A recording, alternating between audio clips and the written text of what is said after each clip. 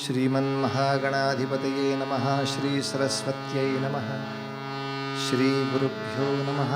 सर्वदेवेभ्यो नमो नमः।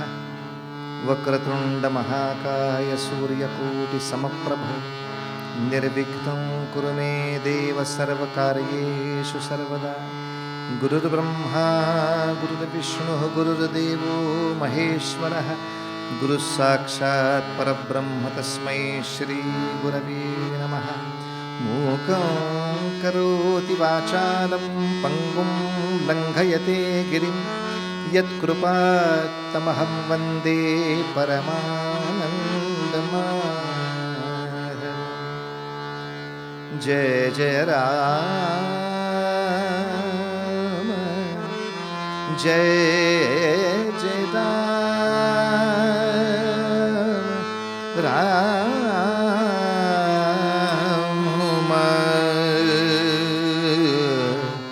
जय जय राम जय जय राम कृष्ण हरि राजा राम जय जय राम कृष्ण हरि राजा राम जय जय राम कृष्ण हरि राजा राम जय जय राम कृष्ण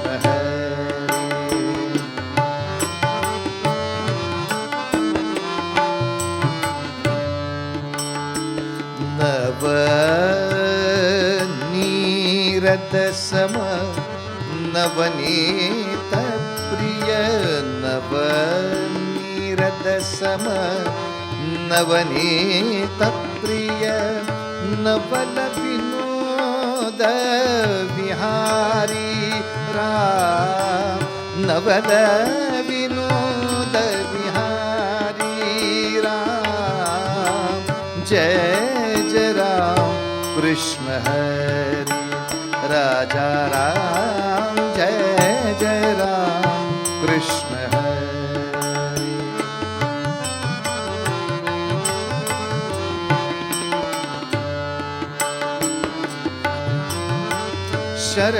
शरणागत दीना शरणागत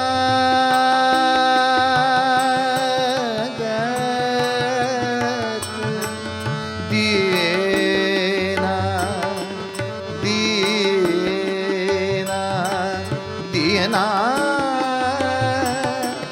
चरणी नेई शरणागत चरणी नेई रे रामा करुणा दृष्टि निहारी रामा करुणा दृष्टि निहारी रामा जय जय राम कृष्ण हरि राजा राम जय जय राम कृष्ण हरि राजा राम जय जय राम कृष्ण जय जय राम कृष्ण जय जय राम कृष्ण हरि रूप पाहता लोचनी रूप पाहता लोचनी रूप पाहता लोचनी रूप पाहता लोचनी सुख झाले हो सुख झाले हो सुख झाले हो सुख झाले हो साजणी साजणी साजणी तो हा विठ्ठल बरवा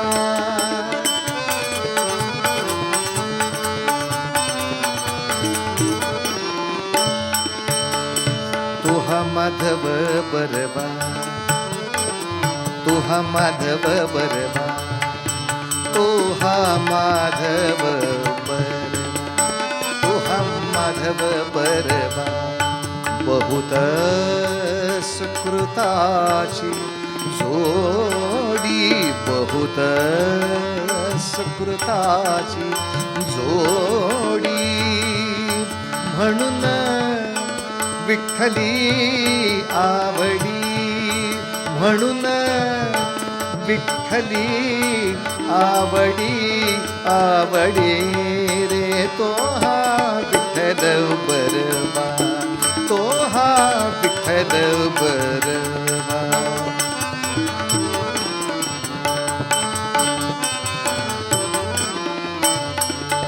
सर्व सुखाचे आगर, सर्व सुखाचे आगर,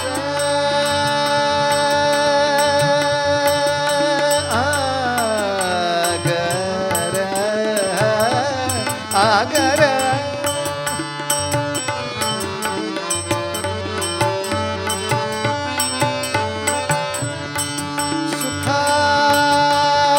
सुखाचे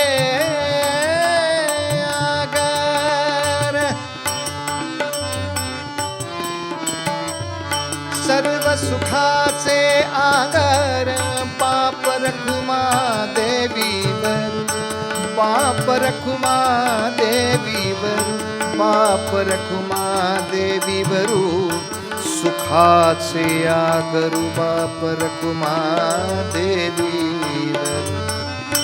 तो हा विठ्ठल बरवा, तो हा विठ्ठल बरवा, तो हा विठ्ठल बरवा, विठ्ठल बरवा, विठ्ठल बरवा. रघुपती राघव राजाराम, पतित पावन सीताराम, रघुपती राघव राजाराम, पतित पावन सीताराम, रघुपती राघव राजाराम, पतित पावन सीताराम, रघुपती राघव राजाराम,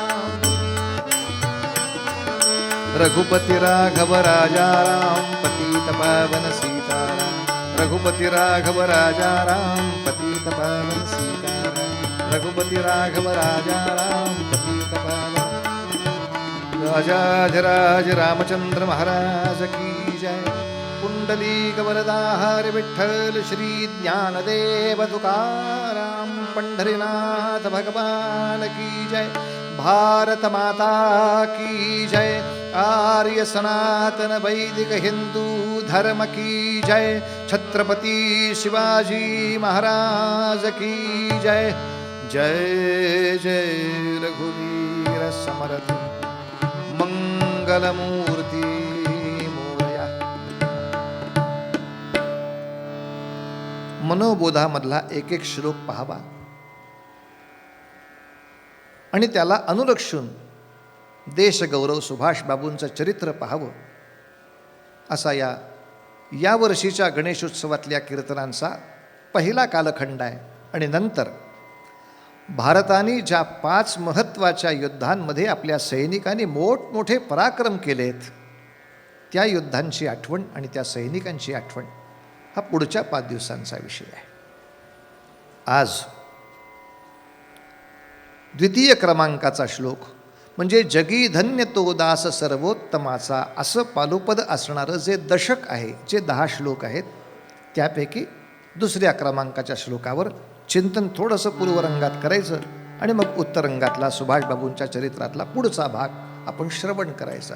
सदा देव काजी झिजे देह जाचा, सदा देव काजी झिजे देह जाचा, सदा देव काजी झिजे देह जाचा, सदा राम नामे वदे नित्य वाचा, सदा राम नामे वदे नित्य वाचा, स्वधर्मेचे सारे सदा उत्तमाचा, स्वधर्मेचे सारे सदा उत्तमाचा, जगी धन्य तो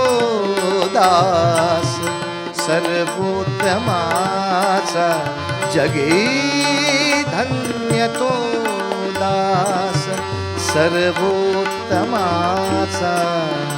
सदा देव काजी जिजे देह जाचा सदा देव काजी.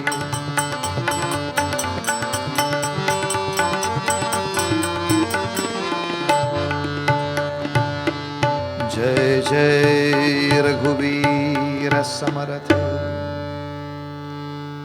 आज या श्लोकाचा अर्थ समजून घेताना थोडंसं उलट्या मार्गाने समजून घेऊया. म्हणजे आधी पहिल्या ओळीचा अर्थ, मग दुसऱ्या ओळीचा अर्थ, मग तिसऱ्या ओळीचा अर्थ, असं न करता आजच्या श्लोकापुरतं पहिल्यांदा तिसऱ्या ओळीचा अर्थ, मग दुसऱ्या ओळीचा आणि मग पहिल्या ओळीचा. असं करण्यामागे कारण काय? उगाच असं करण्यामागे कारण आपलं परीक्षेचं उत्तरपत्रिका लिहिण्याचं जे तंत्र आहे ते याचं कारण. नेहमी आपण कोणत्याही परीक्षेला गेलो तरी आपले सगळे घरातले लोक सांगतात, बंडोपंत आधी प्रश्नपत्रिका वाचा आणि त्यातले सोपे सोपे प्रश्न असतील त्यांची उत्तरं आधी लिहून टाका, मग अवघड विषयावर डोक्याला पेन घासत राहा. त्यामुळे या श्लोकामधल्या दुसरी क्रमांकाची ओळ आणि तिसऱ्या क्रमांकाची ओळ ही तशी समजायला पटकन सोपी आहे, म्हणून ती आधी करून घेऊया. आणि पहिल्या ओळीचं चिंतन करायला जरा वेळ दिला पाहिजे, म्हणून फक्त ती शेवटी ठेवूया. आपल्याला तीनही ओळी समजल्या आहेत. सदा देव काजी झिजे देह जाचा पहिली ओळ, सदा राम नामे वदे नित्य वाचा दुसरी ओळ, स्वधर्मेची चाले सदा उत्तमाचा तिसरी ओळ, आणि चौथी सगळ्या श्लोकांची एकच, जगी धन्य तो दास सर्वोत्तमाचा. तर तिसऱ्या ओळीवर चिंतन पहिल्यांदा, स्वधर्मेची चाले सदा उत्तमाचा. या ठिकाणी स्वधर्म शब्दाचा अर्थ घ्यायचा स्वतःची कर्तव्य. मी घरामध्ये राहतो, घराच्या दृष्टीनं माझी काही कर्तव्य आहेत. मी समाजात राहतो, समाजाच्या दृष्टीनं माझी काही कर्तव्य आहेत. मी ज्या राष्ट्रात राहतो त्या राष्ट्राच्या दृष्टीनं माझी काही कर्तव्य आहेत. मी ज्या परंपरेत जन्माला आलो त्या परंपरेची माझ्यावर काही कर्तव्य मी केली पाहिजेत, असं बंधन आहे. ही सगळी बंधनं हा जो कोणी दास आहे, हा जो कोणी भक्त आहे, तो कशी संपन्न करतो? उत्तमाचा, उत्तम तऱ्हेनं संपन्न करतो. आंबट तोंड करून, वाकडं तोंड करून, कटकट असल्यासारखं. एकदा नोकरी करायची आहे ना, मग ती हसतमुखानं. आपलं घर चालवण्यासाठी नोकरी नावाचं एक प्रकरण घेतलं ना, कसं काय चाललंय काका नोकरीत? काय कटकट आहे. मग काकूनं विचारावं कसं काय चाललंय घरी? कटकट आहे. लेकरांना विचारावं कसा काय अभ्यास चाललाय? कटकट आहे. मग काय चांगलं काय आहे जगात?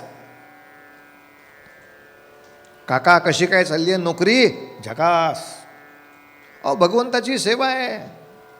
याच्यातून जे वाचणार ते भगवंताच्या कार्यासाठी खर्च नाही का करता येणार?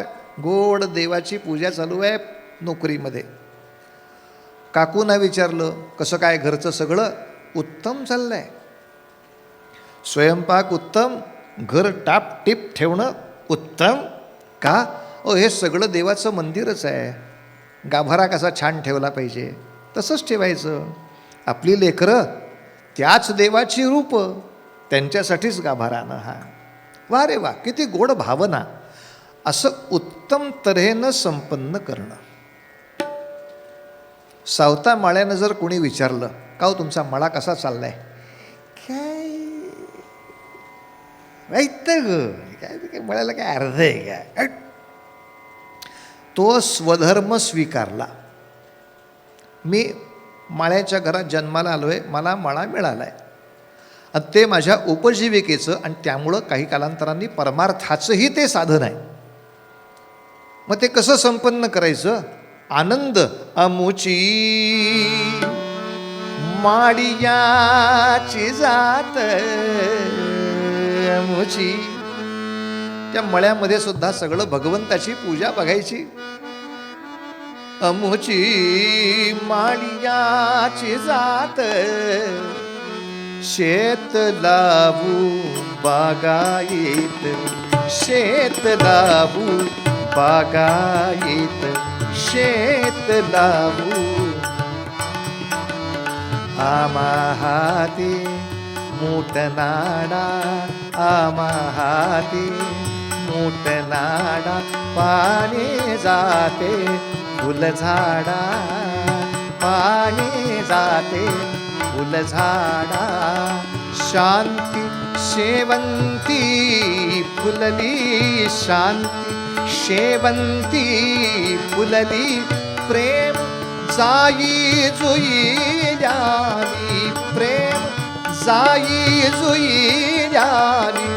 सावत्याने केला मळा, विठ्ठल देखे लाडू. अमुची माळियाची जात, अमुची माळियाची जात, शेत लावू बागायत, शेत लावू बागायत, शेत. कांदा मुळा भाजी अवघी विठाबाई माझी. माझ्या प्रपंचासाठी जो मी सन्माननीय व्यवसाय निवडलाय, मी सन्माननीय म्हटलं याचं कारण, हा नियम पाकिटमारांनी घेऊ नये हो. नाही तर आम्ही पाकिटही स्वधर्म पालन म्हणून करतो. वडीलही पाकिटमारच होते, आजोबाई होते, परंपरा आहे आमच्या घरात पाकिटमारांची. ज्यांनी इतरांचं नुकसान करून स्वतःचा लाभ करून घ्यायचा आहे, त्याला आपल्या भारतीय संस्कृतीनं व्यवसाय अधिक म्हटलंच नाही. ज्या व्यवसायात माझाही लाभ झाला पाहिजे आणि लोकांचाही लाभ झाला पाहिजे, तो व्यवसाय. गृहिणीनं उत्तम स्वयंपाक केला, त्यात इतरांचंही जेवण होणार, तिचंही होणार. तुम्ही उत्तम नोकरी काय व्यवसाय केलात, बिल्डरचा व्यवसाय, बिल्डर म्हणजे ते वजन उचलायचं नव्हे, बांधकामातला बिल्डर. लोकांची घरं बांधली, त्याच्यात माझं घर बांधलं, दोघांचा फायदा. असं जर करत असेल तर तो उत्तमाचा, म्हणजे सचोटीनं सुद्धा आणि हसतमुखाने आनंदाने मनापासून स्वीकारला असा तो संपन्न करावा. कोणी? भक्तांनी, दासांनी. सारा संसार असार आहे, परमार्थामधली धौंड आहे. तू गुन्हेगारच आहेस म्हणून गळ्यात बांधली आहे. आता काय सांगायचं? तो संसार करणं भाग आहे, मग तो सुखाचा करीन असंच म्हण, छान कर बस. तिसऱ्या ओळीचं चिंतन संपलं. स्वधर्मेची चाले सदा उत्तमाचा. पण असा आपला स्वधर्म पालन करत असताना, कर्तव्य कर्म करत असताना, हाताने काही ना काही उत्तम कार्य करत असताना, मुखाने काय करायचं? चहाड्या करायच्या का? टिंगली टवाळी करायच्या का? इतरांच्या उणीवा काढत बसायचं का? हा, सदा राम नामे वदे नित्य वाचा. दुसऱ्या ओळीचा अर्थ आपण घेतला. इथे समर्थ रामदास स्वामींनी हेतू पुरस्सर सदा आणि नित्य असे दोनही शब्द वापरले आहेत. आपण जे स्नान करतो ते नित्य आहे, रोज करतो, आणि आपण श्वास घेतो तो सदा. म्हणून जेवढं शक्य तेवढं प्रत्येक श्वासागणिक आणि नित्य असं नाम आपल्या मुखातून सतत यावं, असा सगळ्याच संतांचा आग्रह आहे, फक्त समर्थांचाच आहे असं नाही. ज्ञानेश्वर माऊलीसुद्धा सांगताना हरिमुखे म्हणा, हरिमुखे म्हणा, पुण्याची गणना कोण करी, असंच सारखं सांगत राहणार.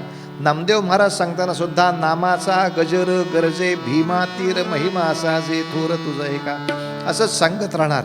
तुकोबा सांगताना सुद्धा घेई घेई माझे वाचे, गोड नाम विठोबाचे, आग्रह करणार.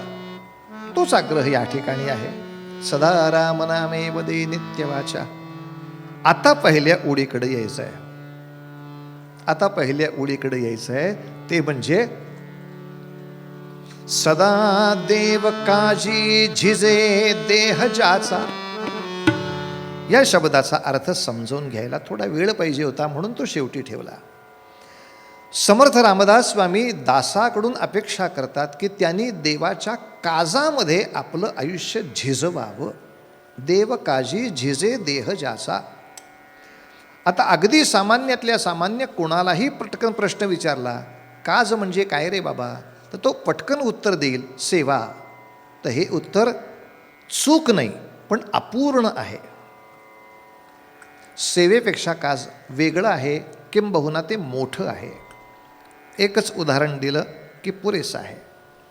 घरामध्ये स्वयंपाक करताना आपल्या माऊलीच्या पाठीमध्ये जर चमक आली तर पाठीला मलम लावून देणं ही सेवा, आणि आई तू बाजूला हो, पुढच्या पोळ्या मी करते असं म्हणणं म्हणजे काज. पांडुरंग हरी वासुदेव हरी, पांडुरंग हरी वासुदेव. त्यामुळं जो दास असेल त्यांनी भगवंताला सतत काय सांगायचं? भगवंता तू कार्य कर, मी पाय चेपून देतो. तू कार्य कर, मी डोक्याला मालिश करून देतो. तू कार्य कर, पाठीला रगडून देतो. असं नाही सांगायचं. देवा तू थांब, मी कार्य करतो. जी तुझी कामं आहेत, जी तूच करायची आहेत, तुझ्याकडूनच ती सगळं जग अपेक्षित करतं. कोणती 3 कामं असतात हो देवाची? कशासाठी तो येतो? भूतली अवतरतो, दया घन भूतली अवतरतो, दया घन भूतली अवतरतो, दया घन भूतली अवतरतो.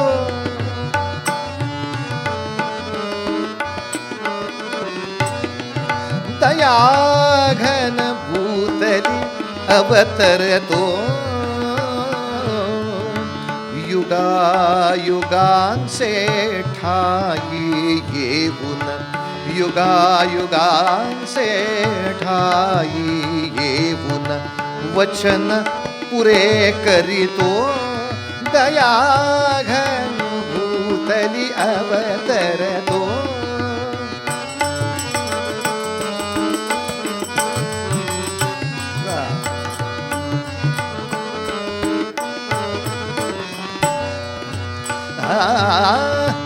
साधू रक्षण दुष्टाशासन, साधू रक्षण दुष्टाशासन, धर्मा संस्थापितो. दया घन भूतली अवतरतो, दया घन भूतली अवतरतो. हा अवतरतो, हा अवतरतो. परित्राणाय साधूनां विनाशाय च दुष्कृतां, धर्म संस्थापनार्थाय संभवामि युगे युगे. तो साधूंचं परित्राण करतो, दुष्टांचा विनाश करतो आणि धर्माची संस्थापना करतो. आता देवाचं कास करायचं म्हणजे काय करायचं?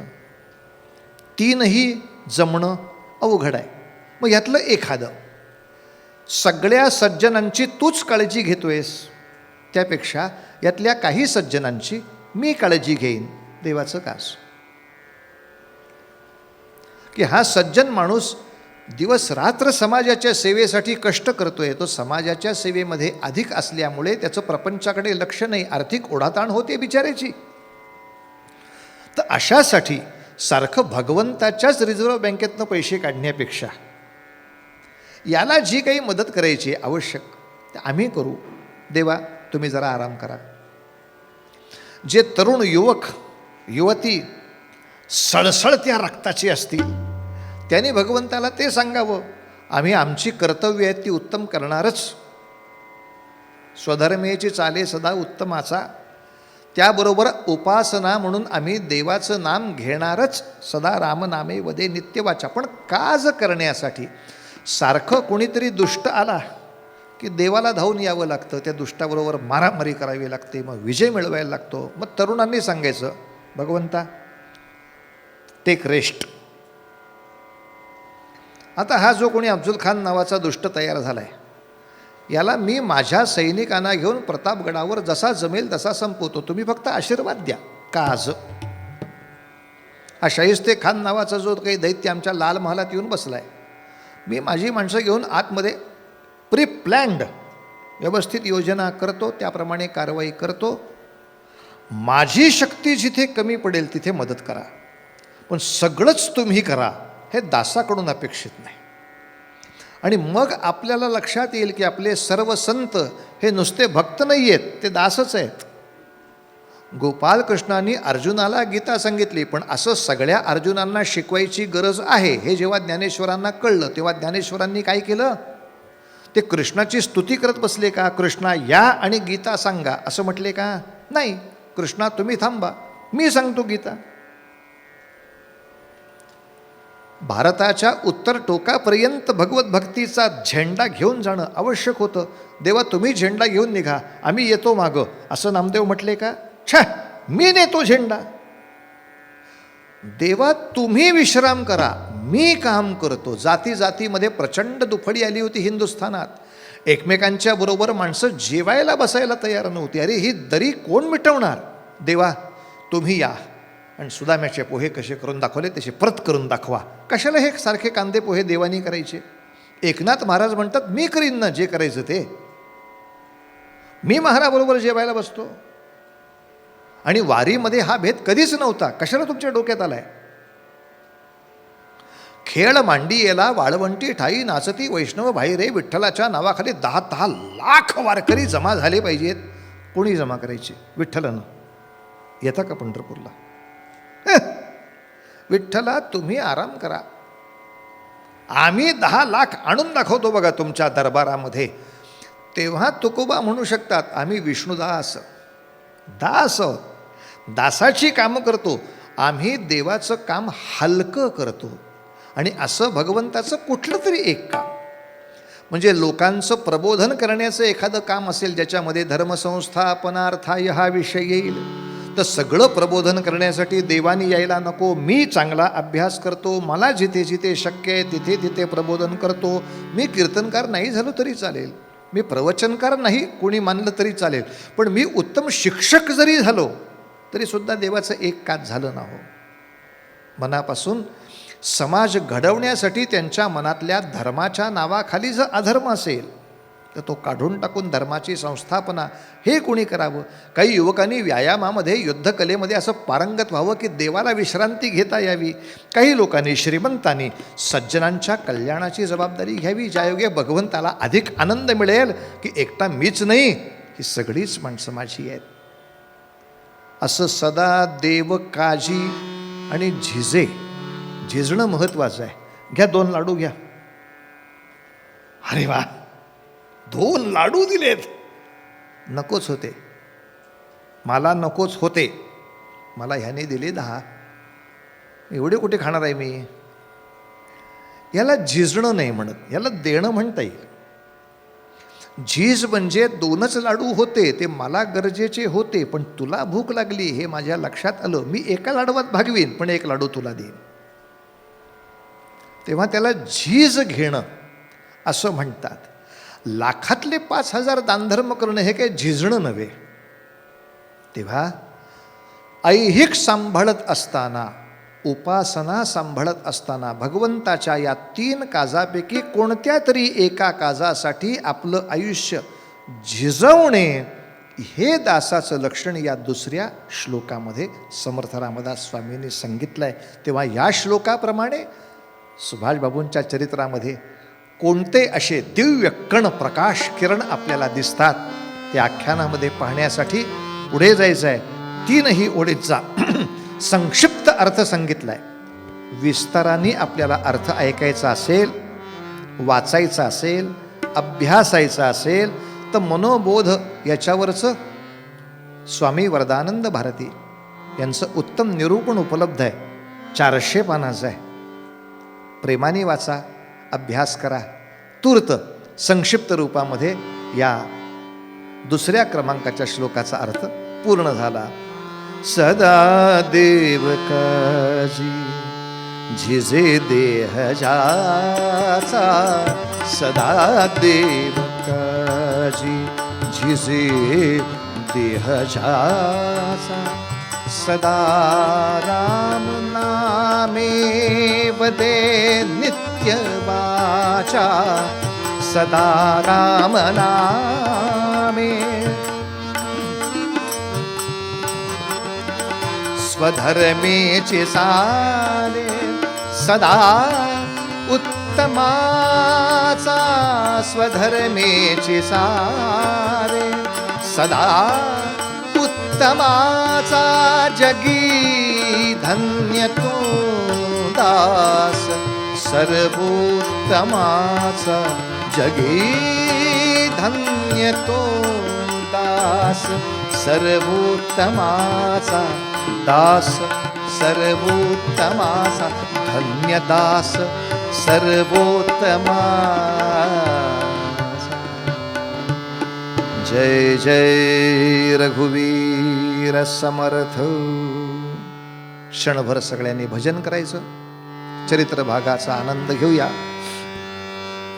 रघुपती राघव राजा राम पतित पावन सीताराम.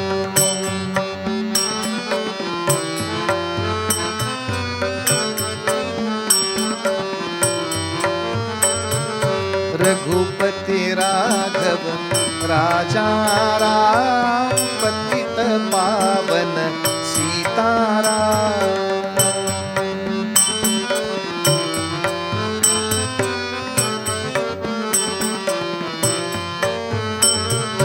रघुपति राघव राजा राम पतित पावन सीताराम.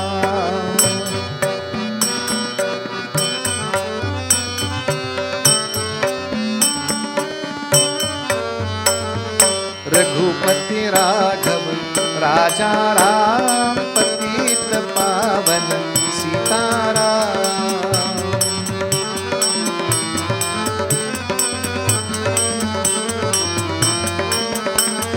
रघुपति राघव राजा राम पतित पावन सीताराम.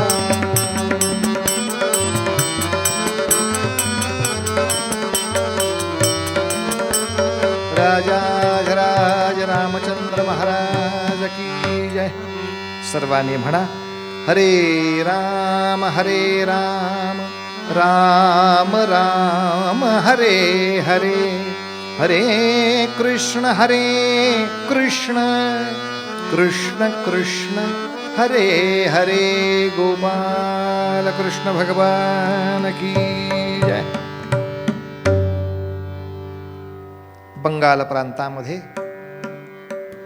कलकत्ता नगरा शेजारी कटक नावाच्या छोट्याशा खेडेगावामध्ये जे नामांकित वकील आणि नगराध्यक्ष अशा जानकीनाथांचा हा पुत्र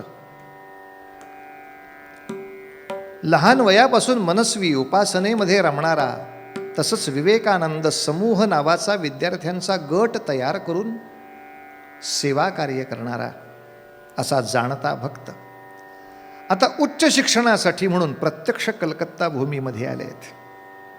कोलकात्याला जायचं म्हटल्यानंतर जो आनंद झाला होता, आनंद वेगवेगळ्या प्रकारचा होता, पण कोलकात्याची कीर्ती वेगवेगळ्या पद्धतीनं ऐकली होती.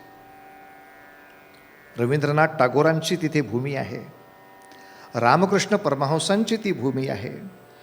या सगळ्या अशा तेजो वलय असलेल्या लोकांची नावं सतत ऐकली होती. आणि तसंच ती क्रांतिकारकांची काशी आहे.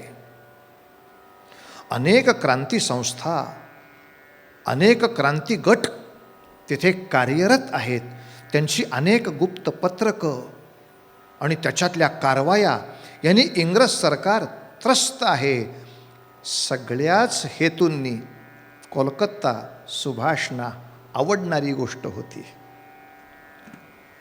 महाविद्यालयामध्ये शिक्षण सुरू झालं खरं. महाविद्यालयातल्या शिक्षणातही पुन्हा घोळ तोच होता की पाश्चात्य शिक्षण जास्त आणि भारतीय संस्कृतीचा अवमान. काही वेळेला मन असं उद्विग्न व्हायचं, या नालायक आणि महामूर्ख लोकांच्या संगतीमध्ये राहून आणि शिकून काय उपयोग आहे.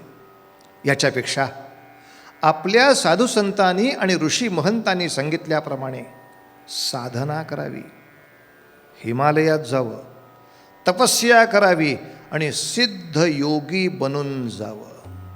काय मनामध्ये उर्मी आली महाविद्यालयीन शिक्षण चालू असताना. खरं तोपर्यंत सुभाष त्या महाविद्यालयामध्ये इतके रुळून गेले होते, सगळ्या विद्यार्थ्यांचे अगदी कंठातले मणी झाले होते, इतके विद्यार्थी प्रिय होते, सगळ्या मित्रांची सुखदुःख समजावून घेतील असे होते. विद्यार्थ्यांना एकत्र करूनही परत उपासनेच्या मार्गी जाणारे होते. इतकं सगळं असून या इंग्रजी शिक्षणाचा आणि भारतीयांकडे इतक्या कनिष्ठ दृष्टीनं सारखं पाहायचं, सारखा अवमान करायचा. उद्या शिकून ह्यांच्याच पायाशी बसायचं असेल तर कशाला बसायचं इथे? नको. पायाशीच बसायचं असेल तर आपल्या साधुसंतांच्या पायाशी बसू असं मनात आलं. आणि आईवडिलांना न सांगता, मित्रमंडळींना न कळवता ही स्वारी साधूच्या किंवा अशा कोण्या मोठ्या सद्गुरूच्या भेटीसाठी म्हणून जी कोलकात्यातनं बाहेर पडली. चलो मन गंगा जमुना तीर, चलो मन गंगा जमुना तीर, चलो मन गंगा वा गंगा जमुना तीर, चलो मन गंगा जमुना तीर. गंगा जमुना निर्मल पानी, गंगा जमुना निर्मल पानी पावन करत शरीर. चलो मन गंगा जमुना तीर, चलो मन गंगा जमुना तीर.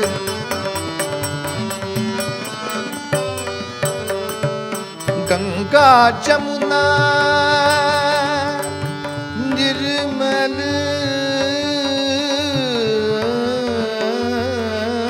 पानी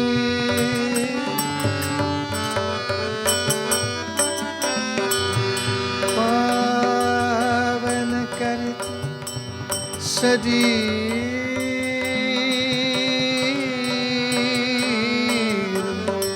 चलो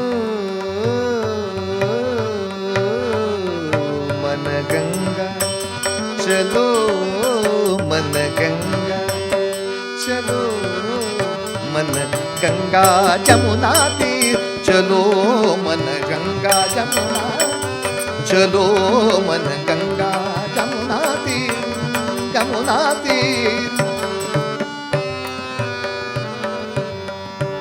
महाराज जे निघाले, हरिद्वार काय, ऋषिकेश काय, लक्ष्मण झुला काय, ब ब ब ब ब सगळीकडं. आईबापाच्या काळात धस्स झालं. एक कार्ट कुठं गेले काही लक्षात येईना. पोलिसात तक्रार झाली, ती काय CID नेमायचे ते नेमले, पेपरमध्ये निवेदनं दिली, विज्ञापनं दिली, बाबा रे कुठं असशील ते ये, कशावर रागवला आहेस. बरं विद्यार्थ्यांना विचारलं, हे असं एकदा कुठे गेलं आहे कळलं नव्हतं ना. संन्यासी लोकांना शोधायला गेले असं काही तो बोललेलं नाही. मित्रांमध्ये चौकशी केली असं काही बोलला होता का? नाही बुवा, आम्हाला काही सांगितलेलं. बरं मार्क काही कमी पडत आहेत म्हणून पळाला आहे का?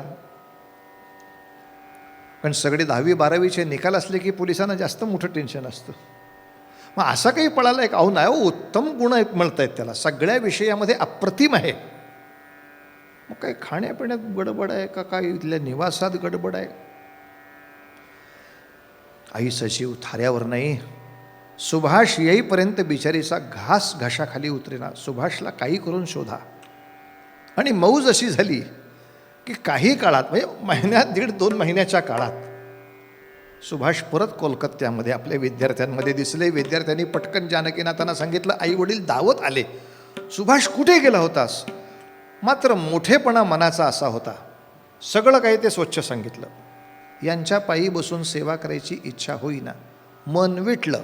साधूंच्या संगतीत जावं म्हणून हरिद्वार ऋषिकेशपासून लक्ष्मण झुलापर्यंत सगळीकडे गेलो. मग काय, साधूपेक्षा भोंदूच अधिक दिसले. जो तो मला शिष्य करायचा, पण त्याच्या मनातला दुसऱ्याबद्दलचा मत्सर त्याच्या बोलण्यामधून डोकवायला लागला की मला ते ठिकाण नको वाटायला लागायचं, मी दुसरीकडे जायचो. अर्थात सुभाषबाबूंना हा अनुभव यावा, हे एक थोडं भारताचं दुर्दैव आहेच की ज्यांनी वैराग्याचे त्यागाचे उपदेश करायचे असे अनेक महंत दुर्दैवाने एकमेकांचा मत्सर करणारे आजही दिसतात, तेव्हाही दिसत होते, तुकोबांच्याही काळात दिसत होते. अर्थात याचा अर्थ असा नव्हे की सगळे वाईट होते. लक्षात घ्या, आपण पेपरमध्ये अनेक वेळेला अशी बातम्या वाचतो की अमुक अमुक कोणतरी बोगस डॉक्टर आला आणि त्याने अनेक लोकांना लुबाडलं. आता एखादा बोगस डॉक्टर असतो म्हणून डॉक्टरी पेशा अपवित्र होत नाही, त्याने नाही सांभाळलं. एखादा भ्रष्ट वकील असतो, एखादा भ्रष्ट न्यायाधीश सापडतो, त्याची सगळी पेपरमध्ये हे बातम्या येतात की ह्या न्यायाधीशाचे, ह्या वकिलाचे सगळे काळे व्यवहार लक्षात आले, मंत्र्यांचे व्यवहार बाहेर येतात. कोणाचाही खोटा व्यवहार जरी कळाला तरी तो मंत्री किंवा तो वकील किंवा तो डॉक्टर किंवा तो पोलीस किंवा तो कोणताही पेशा अपवित्र होत नाही. 100 चांगले साधू असतात, एखाद दुसरा भोंदू आपल्या नशिबी येतो, आपल्याला वाटतं सगळे भोंदूच आहेत. पण जेव्हा अलीकडे सगळ्या साधनांच्या मध्ये साधारणतः साधू किंवा ज्योतिषी असे सगळे भोंदू कसे असतात याच्यावर जास्त प्रकाश टाकतात. म्हणजे कोणी भोंदू दिसला तरी तो ह्यातलाच कोणीतरी असावा.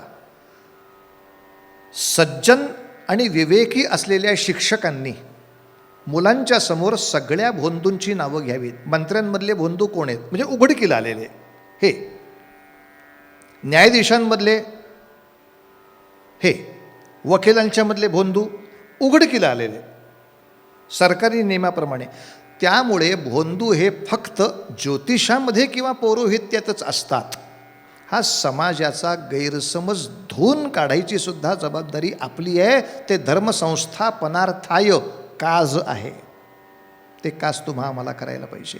सुभाषबाबू म्हणतात, माझी बहुतांशी गाठ अशाच लोकांशी पडली. तुकोबांचा असा अभंग आहे बरं का.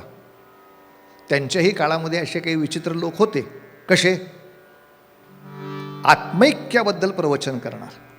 सगळे शिष्य असे समोर बसले आहेत. आश्रमाचे परिसर आहे, छान झाड आहे, डेरेदार गार छाया. आणि ह्या गुरु महाराजांना भेटण्यासाठी कोणीतरी त्या गावातली म्हातारी आजीबाई छान अटी दूध घेऊन आली आहे, लोटाभर. खरं सगळ्यांना भांड भांड देता येण्यासारखं आहे इतकं दूध, पण त्या दुधाचा वास लांबून येतोय. मग गुरूंची बोलणं सुरू. काय आहे शिष्यवर्गाव, सगळ्यांचा आत्मा एकच आहे. तुमचा काय, माझा काय, एकच आहे. त्यामुळे हे दूध तुम्ही घेतलं काय, मी घेतलं काय, एकच आहे. कळतंय का? आजी ठेवा इथं ते. गटगटा स्वतःच पितोय पठ्या. आणि दुसरे एक आजोबा आले, त्यांनी 2 दिवसापूर्वीचं शिळं ताक आणलं होतं. म्हणले दुसरं काही मला आता आणण्यासारखं नव्हतं, पण तुम्हाला दिल्याशिवाय चैन पडेना, ताक आणलंय. तेच मी मुलांना सांगतोय, आत्मा एकच आहे. तुम्ही घेतलं काय? घ्या सगळे रण थोडं थोडं. आणि महाराजांचं काय सूक्ष्म निरीक्षण आहे. गाथेमध्ये महाराजांचा अभंग आहे. तक्र शिष्यामान, तक्र म्हणजे ताक. ताक आलं की शिष्याना मान द्यायचा, तुम्ही घ्या. तक्र शिष्यामान.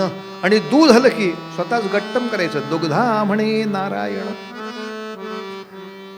पण पुन्हा सांगण्यासारखं आहे, स्मृती देतो की तुकोबांनी अशा भोंदू साधूंच्या बद्दल असं म्हटलेलं असताना सुद्धा जे चांगले साधू असतील त्यांच्याबद्दल तुकोबांची अशीच उक्ती आहे की तोची साधू ओळखावा, देव तेथेची जाणावा. म्हणजे चांगल्या साधूमध्ये तुम्हाला देवही बघता आला पाहिजे. ही विवेकी बुद्धी महाराजांची आहे. तेवढा विवेक प्रत्येकाने घ्या. सांगण्याचा हेतू इतकाच होता, प्रांजळपणे आपलं चुकलं हे सांगण्याची ही ताकद त्यांच्याकडे आहे. म्हणजे उगाच आता फसलंच आहे तर वेगळंच काहीतरी कारण सांगा. मी अशासाठी गेलो होतो, माझा भ्रमनिरास झाला. आणि मग वडिलांनी सुद्धा आठवण करून दिली. मग विवेकानंदांचं एवढं वाङ्मय आपण वाचलं होतं. तुझा विवेकानंद समूह गट कार्यरत होता. तसं म्हणशील तर ह्या सगळ्या समाजाच्या सेवा आणि उपासना करत असताना आपण तशी संन्याशाचीच जीवन जगत होतो की? त्यासाठी वेगळं हरिद्वारला जाऊन तुला काय करायचं होतं? बाबा ठरलं, आता असे होणे नाही, हे होणे नाही, असे होणे नाही. आणि आईनं फक्त एवढंच सांगितलं, बाबा रे, तुला असंच कुठं जायचं असेल तर जा, आम्हाला न सांगता फक्त जाऊ नकोस. तुला शोधायचं कुठे? आमचा जीव थाऱ्यावर राहत नाही. आई काळजी करू नको, मी असं काही करायचं नाही. आईवडिलांचा जीव भांड्यात पडला, पण आणखीन एक संकट उभं राहिलं. सुभाष आपल्या परंपरांच्याबद्दल आणि उपासनांच्याबद्दल जितका तीव्र भावनांचा होता, तितकेच सुभाषबाबू आपल्या देशाच्या सन्मानाबद्दलही तेवढेच तीव्र होते. प्रसंग असा सांगितला जातो. आता अनेक चरित्र ग्रंथ त्यांच्यावर उपलब्ध झाले. काही चरित्रकारांनी वेगळं कारण सांगितलं आहे, काही चरित्रकारांनी वेगवेगळं कारण सांगितलं आहे. तूर्त 2-4 पुस्तकात कारणं वेगवेगळी असली तरी मुख्य सूत्र एकच आहे, भारतीयांचा विनाकारण झालेला अपमान आम्ही सहन करणार नाही. सूत्र एकच आहे. मग हा प्रसंग असो नाही तर हा प्रसंग असो, तपशील काही असो, मुद्दा तो आहे. काही ठिकाणी सांगितलं जातं असं की ओएटन नावाचा जो त्यांचा प्राध्यापक साहेब होता, त्यांनी त्याच्या बोलण्यामध्ये, त्याच्या लेक्चरच्या वेळेला हिंदू संस्कृती किंवा भारतीय परंपरा याच्याबद्दल काही अवमानकारक शब्द उच्चारले. ती बातमी सुभाषपर्यंत पोचली आणि मग आंदोलन उभं राहिलं. अशा तऱ्हेची एक ठिकाणी वार्ता आहे. काही ठिकाणी असं लिहिलं जातं की ओएटननी भारतीय विद्यार्थ्यांना विनाकारण थोडीशी गप्प रहा या नावाखाली धक्काबुक्की केली, पण गप्प रहा असं म्हणण्यासाठी धक्काबुक्की वगैरे करायची काही गरज नव्हती. भारतीयांना तुम्ही किती हीन पद्धतीनं बघता याचं ते फार हिडीस दर्शन होतं. या अपमानासाठी सुभाषने हे केलं असंही काही पुस्तकात आहे. म्हणजे हे का सांगितलं? म्हणजे मी ती सगळी पुस्तकं वाचली आहेत म्हणून सांगितलं. नाही तर उद्या मला लगेच पुस्तक घेऊन याल, वा असं लिहिलेलं नाही. हे दोन्हीही वेगवेगळ्या पुस्तकात लिहिलेलं आहे. पण तरी एकूण सुभाषबाबूंचं चारित्र्य आणि चरित्र पाहता ते पुढच्याही कालखंडामध्ये आपल्या परंपरांच्याबद्दल इतके तीव्र होते, तर ही पहिली घटनाच जास्त स्वीकारार्ह तर्काने का होईना वाटते की कुठेतरी भारतीय परंपरेची, भारतीय धर्माची, भारतीय सभ्यतेची टिंगलटवाळी झाली. आणि ही टिंगलटवाळी जेव्हा सुभाषपर्यंत पोचली तेव्हा सुभाषबाबू क्रीडांगणामध्ये होते. सुभाषबाबू हाही एक महत्त्वाचा विषय आहे. क्रीडांगणावरती स्वैर खेळणारे होते. अतिशय बळकट देहयष्टी होती. म्हणजे उपासना करणारा आणि मार्क चांगले मिळवणारा वाळकोजीच असला पाहिजे असं काही नाही. गुटगुटीत शरीर यष्टी होती. गोरपान असं तेजस्वी शरीर होतं.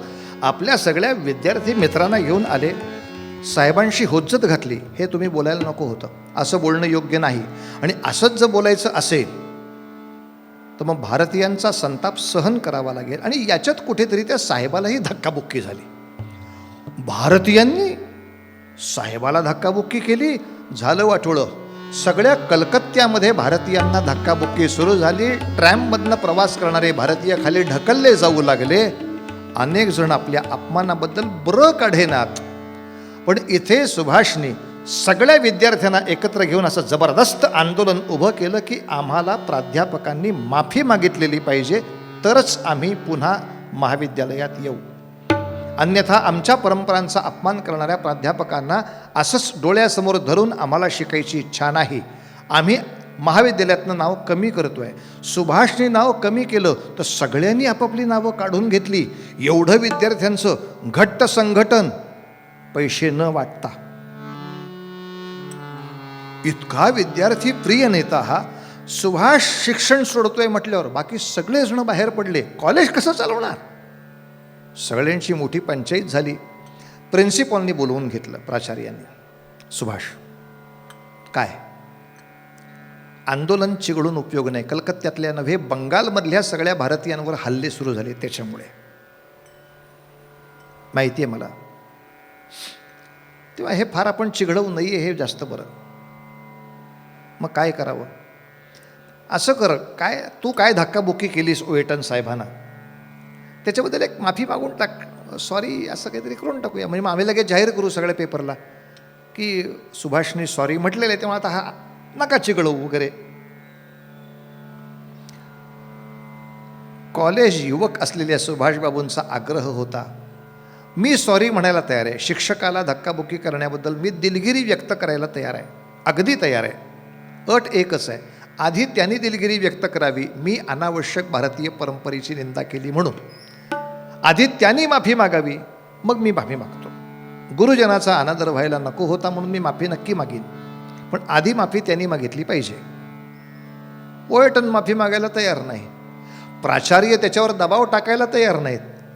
परत जानकीनाथांना बोलवून आणलं. अहो तुमच्या लेकराला समजवा. हो ते समजावून सांगताय, सुभाष सगळ्या विद्यार्थ्यांच्या शिक्षणाचा प्रश्न आडवा येतोय. बाबा शिक्षणापेक्षाही स्वाभिमान नावाची एक गोष्ट असते जी टिकवायलाच पाहिजे. अर्थात सगळ्या विद्यार्थ्यांचे स्वाभिमान काही इतके फार टिकले नाहीत. मग त्यांचे आईवडील वेगवेगळ्या मार्गाने प्राचार्यांना भेटून सगळे विद्यार्थी, सुभाष जायला तयार नाही जोपर्यंत तो साहेब माफी मागत नाही. मी भारतीयांची निंदा केली, अनावश्यक टिंगल केली, याबद्दल तू माफी माग. जाऊ दे ना सुभाष, कुठं हुज्जत घालत बसतो, तू माग ना माफी. माफी का मागावी, माफी का,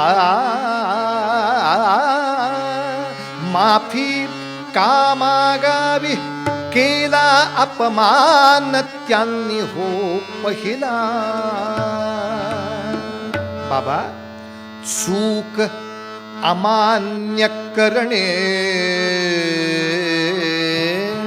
चूक अमान्य करणे शोभत नाही उदार संस्कृतीला. रामा रामा रामा हरे हरे रामा रामा रामा रामा रामा रामा हरे हरे रामा रामा रामा रामा सीतापते रामा रामा रामा रामा रघोत्तमा रामा रामा रामा रामा हरे हरे रामा रामा. माफी का मागावी, केला अपमान त्याने हो पहिला. सुभाष ऐकायला तयार नाही. शेवटी महाविद्यालयातनं निष्कासित करावं लागलं. रस्टिकेट झाला, नाही तर नाही ऐके. ते कॉलेज सुरू झालं. सुभाषला काही काळ थांबावं लागलं. सुभाष कसं करायचं? माझ्या भाग्याचे दरवाजे उघडतील. मग वडिलांनीच अजून 10 ठिकाणी शब्द टाकला, ह्या कॉलेजमध्ये शब्द टाकावा, त्या कॉलेजमध्ये शब्द टाकावा. ते शिक्षण वर्ष वाया जायला नको. शेवटी कटकचे नगराध्यक्ष होते काही काळ. ते एक मोठा सन्मान होता. अगदी लगेच काही दुसरीकडे ॲडमिशन मिळाली असं नाही, पण एक वर्षभराच्या थोड्या खंडानंतर दुसऱ्या महाविद्यालयात प्रवेश दिला. कारण बाकीचे पण घाबरायचे. हो यांनी आमच्याकडे येऊन पण असा उत्पात केला, उल्कापात केला, म्हणजे सगळ्याच कॉलेजची पंचायत. नाही मी लक्ष ठेवीन मुलाकडे वगैरे वगैरे वगैरे. महाविद्यालयीन शिक्षण कसं बसं पदरात पडतं. तोवर वडिलांनी एक समोर प्रस्ताव ठेवला. सुभाष इंग्लंडला जाशील का? का बाबा? नाही तू इथे एवढे छान गुण मिळवतो आहेस, तुझ्या विद्येमध्ये चमकतो आहेस, तर इंग्लंडमध्ये आपले जे सरकारी अधिकारी असतात त्यांच्या IAS परीक्षा ज्या असतात, ते तिकडं जाऊन जर पास झालं तर खूप मोठा सन्मान असतो. ती परीक्षा देण्यासाठी, अभ्यास करण्यासाठी असा. अरे मलाही बरं वाटेल की माझा मुलगा काय ग्रेट वगैरे. जाशील? बाबांच्या भावनेचा सन्मान होता, पण मनात असं आलं की महाविद्यालयामध्ये असताना सुद्धा सुभाषने सैनिकी शिक्षणासाठी अर्ज केले होते कॉलेजकडे. पण भारतीयांना सैनिकी शिक्षण इतकं उपलब्ध कॉलेज करत नव्हतं. ही संधी आहे. आता मी जर शिक्षणाच्या निमित्तानं परदेशात गेलो तर माझ्या मनात आपला भारतीय देशसेवक जो सेवकाबरोबर योद्धा असायला हवा, ते मला माझं मानस पूर्ण करता येईल.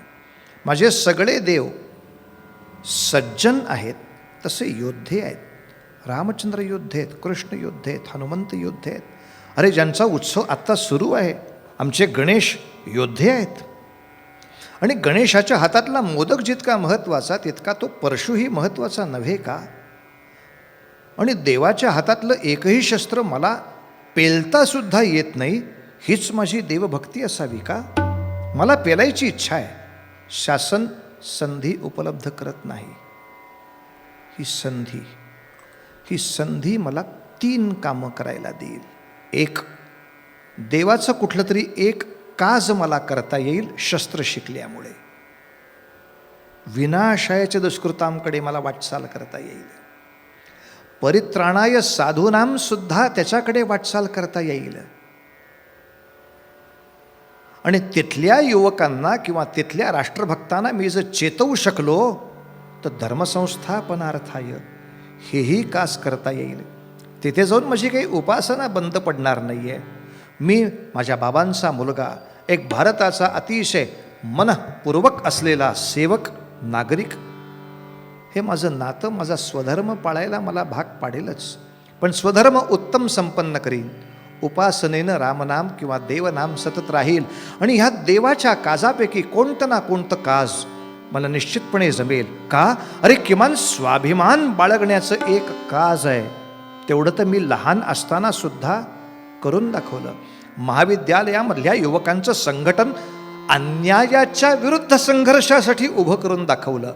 नाही तर कॅरमचे सुद्धा क्लब आहेत ना, संघटन आहे, संघर्ष कुठं आहे? ह्या संघर्षासाठी मारुतीरायाचा माझ्या समोरचा आदर्श तो आहे वानर यूथ मुख्यम. या सगळ्या वानरांना एकत्र घेऊन तो रावणाच्या विरोधात उभा राहू शकतो. यथाशक्ती काम मी कोलकात्यात केलं आहे, कटकमध्ये केलं आहे. आता जमलं तर जागतिक पातळीवर मला करता येण्यासारखं आहे. बाबांची ही इच्छा पूर्ण होईल आणि माझ्याही मनातली इच्छा पूर्ण होईल. ही कल्पना करून सुभाषबाबू इंग्लंडला गेले. तिथे कसे शिकले, काय शिकले, त्या शिक्षणात त्यांनी त्या देशाचा अनुभव कसा घेतला. जरी ते शत्रुराष्ट्र होतं तरी त्यांच्या सद्गुणांची त्यांनी कशी पारख केली आणि पुढच्या आयुष्याच्या दृष्टीनं कधी अप्रतिम संघटन उभं केलं. सारा गोड चरित्र भाग ऐकू. अरे अशी मोठ्या लोकांची चरित्र ही कणाकणाने शिकण्यासाठी असतात. मधाचं पोळं एका दिवसात नाही तयार होत. अशा एकेका कणांनी ते मधाची पोळी निर्माण झालेली असतात. त्यातला चमचा मध घ्यायचा आणि आपलं आरोग्य मोठं करायचं. आणि मनामध्ये हा ध्येयबिंदू पक्का करायचा की असा मला दास व्हायचंय. कसा दास व्हायचंय? सदा देव काजी झिजे देह जाचा. सदा देव काजी झिजे देह जाचा. सदा राम नामे वदे नित्य वाचा. सदा राम नामे वदे नित्य वाचा. स्वधर्मेची चाले सदा उत्तमाचा. जगी धन्य तो दास सर्वोत्तमाचा. जगी धन्य तो दास सर्वोत्तमाचा. जगी धन्य तो दास सर्वोत्तमाचा. सर्वोत्तमाचा. मंगलमूर्ती मोरया. सदा सर्वदा योग तुझा घडावा. तुझे कारणी देह माझा पडावा. उपेक्षू नको गुणवंता अनंता. रघुनायका मागणे हेची आता. जय जय रघुवीर समर्थ।